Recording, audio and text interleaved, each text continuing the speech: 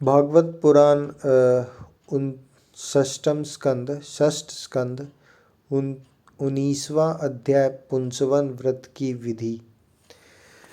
राजा परीक्षित ने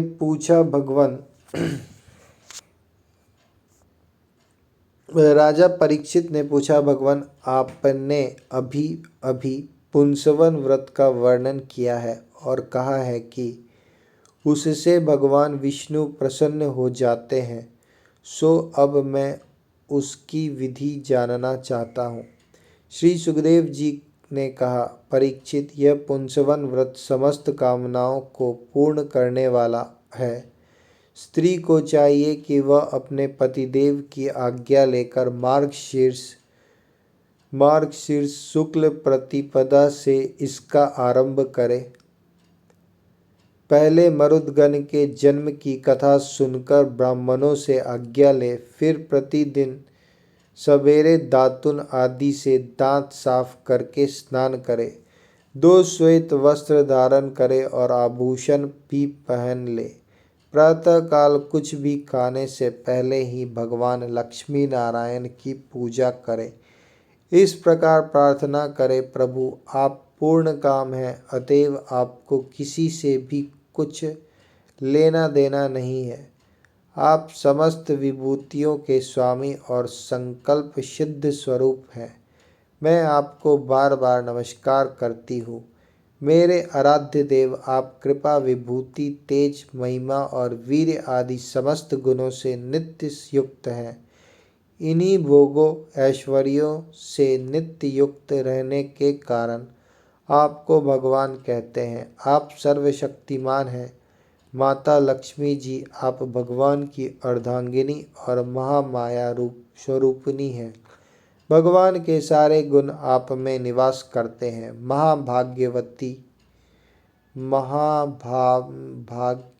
भाम्यवती जगन माता,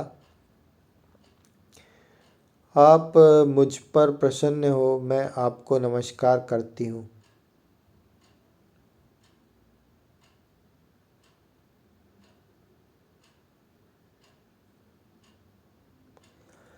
परीक्षित इस प्रकार स्तुति करके एकाग्र चित्त से ओम नमो भगवते महापुरुषाय महानुभावाय महाविभूति पतये सह महाविभूति विबर्लिमुपहारिणी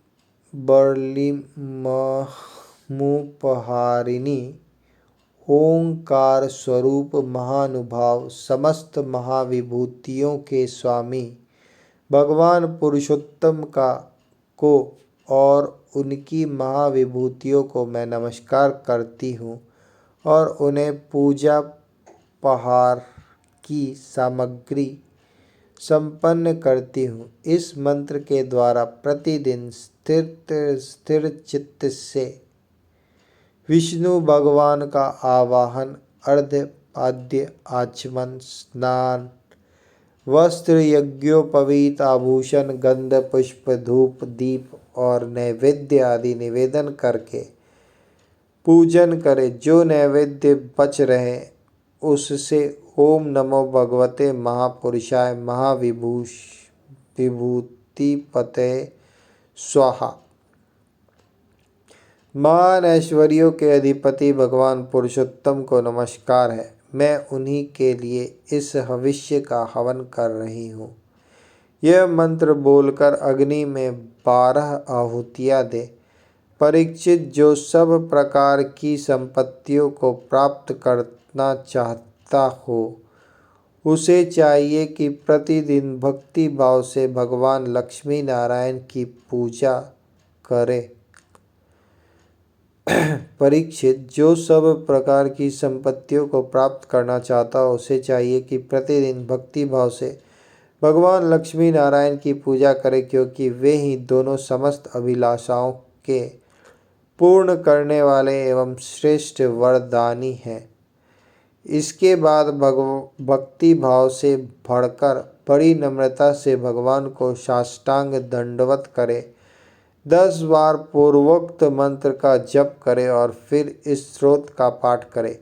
हे लक्ष्मी नारायण आप हे लक्ष्मी नारायण आप दोनों सर्वव्यापक और संपूर्ण चराचर जगत के अंतिम कारण हैं। आपका और कोई कारण नहीं है। भगवान माता लक्ष्मी जी आपकी माया शक्ति है। ये ही स्वयं अव्यक्त प्रकृति भी है।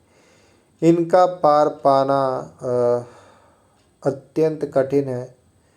प्रभु आप ही इन महामाया के अधीश्वर हैं और आप ही स्वयं परम पुरुष हैं। आप समस्त यज्ञ हैं और ये है यज्ञ क्रिया।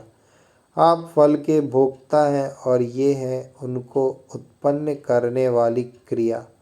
माता लक्ष्मी जी तीनों गुणों की अभिव्यक्ति हैं और आप उन्हें व्यक्त करने वाले और उनके भोक्ता हैं। आप समस्त प्राणियों के आत्मा हैं और लक्ष्मी जी शरीर, इंद्रिय और अंतःकरण है।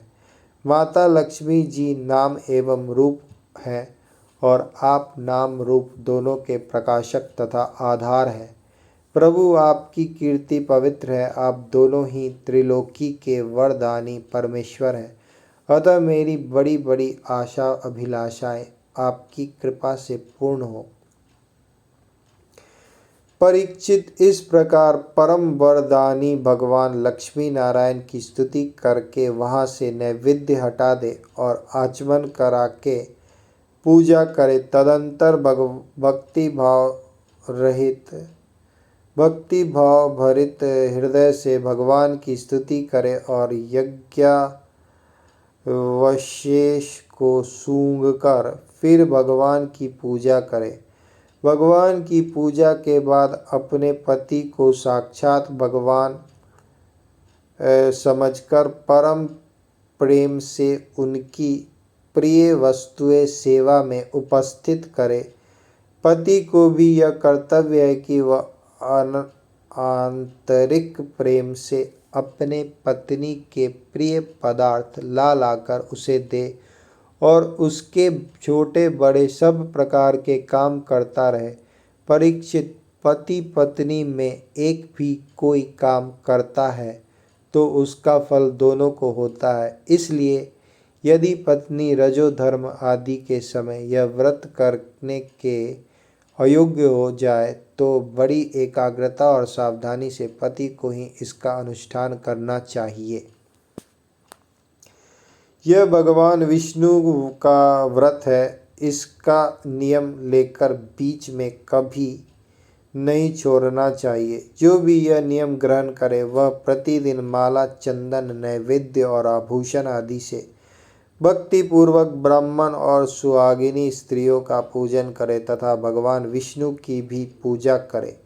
इसके बाद भगवान को उनके धाम में पधरा दे, विसर्जन कर दे। तदंतर आत्मशुद्धि और समस्त अभिलाषाओं की पूर्ति के लिए पहले से ही उन्हें निवेदित किया हुआ प्रसाद ग्रहण करे।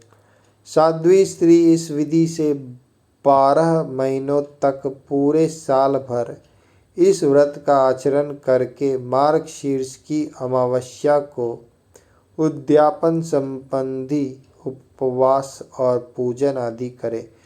उस दिन प्रातःकाल ही स्नान करके पूर्ववत विष्णु भगवान का पूजन करे और उसका पति पाक यज्ञ की विधि से घृत मिश्रित खीर की अग्नि में 12 आहुति दे। इसके बाद जब ब्राह्मण प्रसन्न होकर उसे आशीर्वाद दे तो बड़े आदर से सिर झुकाकर उन्हें स्वीकार करे। भक्ति भाव से माथा टेक कर उनके चरणों में प्रणाम करे और उसकी आज्ञा लेकर भोजन करे। पहले आचार्य को भोजन कराए, फिर मौन होकर भाई बंधुओं के साथ स्वयं भोजन करे।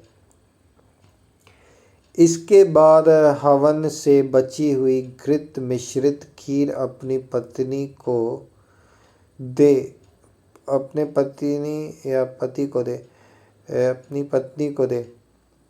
वह प्रसाद स्त्री को पुरुष सत्पुत्र और सौभाग्य दान करने वाला होता है।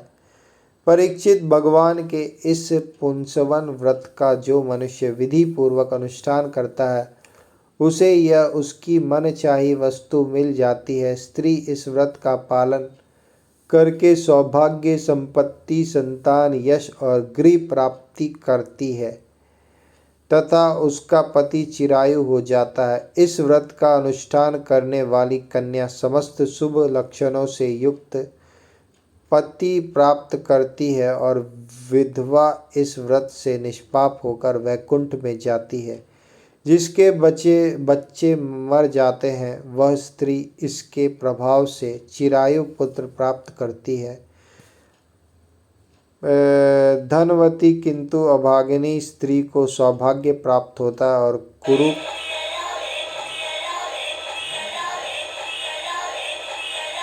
और कुरूपा को श्रेष्ठ रूप मिल जाता है। रोगी इस व्रत के प्रभाव से रोग मुक्त होकर बलिष्ठ शरीर और श्रेष्ठ इंद्रियों शक्ति प्राप्त कर लेता है। जो मनुष्य मांगलिक श्राद्ध कर्मों में इसका पाठ करता है उसके पितर और देवता अनंत तृप्ति लाभ करते हैं। वे संतुष्ट होकर हवन के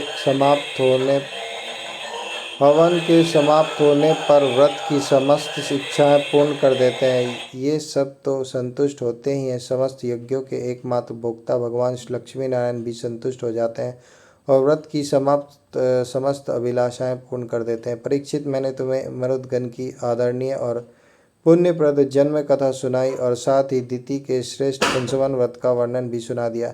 इति षष्ठम स्कंद समाप्त। हरिओम तत्सत।